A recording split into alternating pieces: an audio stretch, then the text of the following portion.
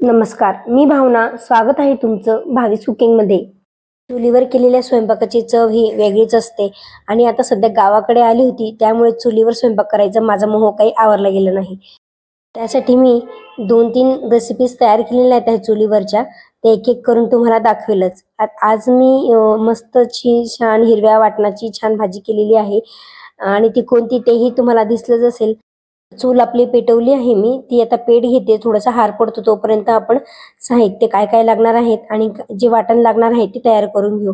यासाठी मी इथं अर्धा किलो ओली चवळी घेतलेली होती. तिला सोलून घेतलेली आहे. सोबतच 4-5 मिरच्या, लसूण, कढीपत्ता, कोथिंबीर आणि शेंगदाणे चांगले भाजून त्याचे थोडे साल काढून 2 तुकडे छोटे मी अद्रकचे सुद्धा घेतलेले होते. आता अद्रक, लसूण, कढीपत्ता, हिरवी मिरची आणि शेंगदाणे याचं आपल्याला पाणी घालून छान मस्त असं वाटण वाटून घ्यायचं आहे आणि यामध्ये मी थोडी कोथिंबीर सुद्धा घातलेली आहे. वाटण वाटताना हे अशा प्रकारे पूर्ण असं छान बारीक वाटण आपल्याला वाटायचं आहे, जेणेकरून आपली भाजी लवकर मेळ धरते. वाटणाची तयारी होते तोपर्यंत चूलही छान पेटली आहे, मस्त हार पडलेला आहे. आता यावर कढई ठेवून त्यामध्ये तेल घालून घेऊया. चुलीवर ठेवण्याच्या आधी तिला खालच्या साईडने आपल्याला साबण लावून घ्यायचा असतो, जेणेकरून त्याचं जे काळं आहे चुलीचं ते लवकर निघतं.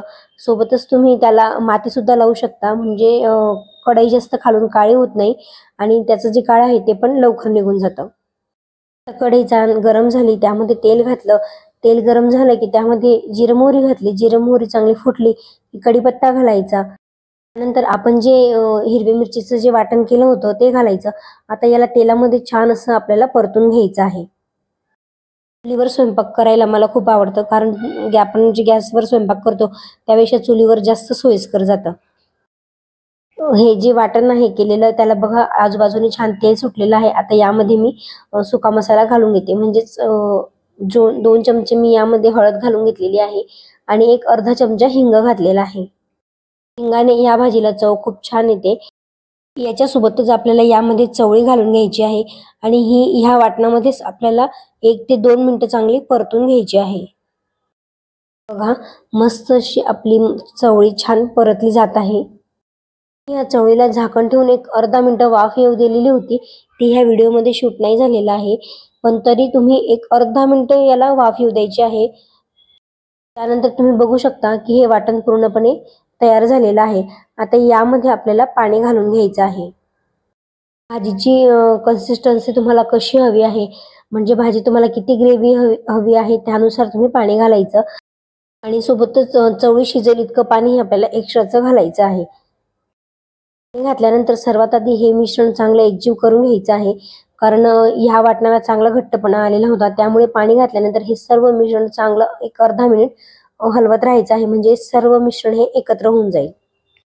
सर्व मिश्रण चांगलं एकत्र झालं की यामध्ये चवीनुसार मीठ आणि कोथिंबीर घालून घ्यायची आणि परत एकदा हलवून या भाजीला छान अशी एक उकळी फुटू द्यायची आहे. कोथिंबीर तुम्ही शेवटी घातली तरी सुद्धा चालते, पण सुरुवातीला घातली तर तिचा कच्चापणा निघून जाईल आणि ते खाताना आपल्याला तोंडामध्ये चरचर लागणार नाही.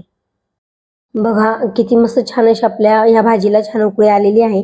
आता मी एकदा चेक करून घेते की चवळी झालेली आहे किंवा नाही. चवळी थोडी बाकी होती त्यामुळे मी तिला अजून थोडी होऊ दिली. भाजी शिजत असताना आपल्याला गॅसची फ्लेम किंवा तुम्ही चुलीवर करत असाल तर त्याची फ्लेम लो असेल कमी असेल याची काळजी घ्यायची आहे. आपण जर जास्त ठेवली तर वरती जो आलेला हे जे तरंग आहे हा आजूबाजूला कढईला लागून जातो, मग नंतर आपल्याला भाजीला चव येत नाही. बघू शकता धीरे धीरे किती मस्त छान अशी ही भाजी शिजत आहे आणि वरती किती छान तरी याला आलेली आहे.